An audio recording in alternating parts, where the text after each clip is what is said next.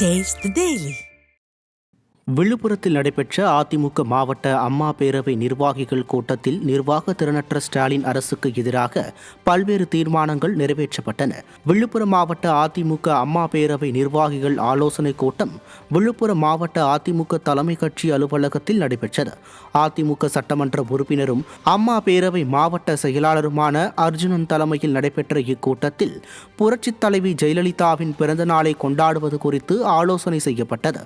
மேலும் தமிழகத்தில் பெண்களுக்கு எதிராக அதிகரித்து வரும் பாலியல் குற்றங்களால் பாதுகாப்பற்ற மாநிலமாக தமிழகத்தை மாற்றியுள்ள ஸ்டாலின் அரசை கண்டித்து தீர்மானங்கள் நிறைவேற்றப்பட்டது. இந்த கூட்டத்தில் கழக நிர்வாகிகள் ஏராளமானோர் கலந்து கொண்டனர்.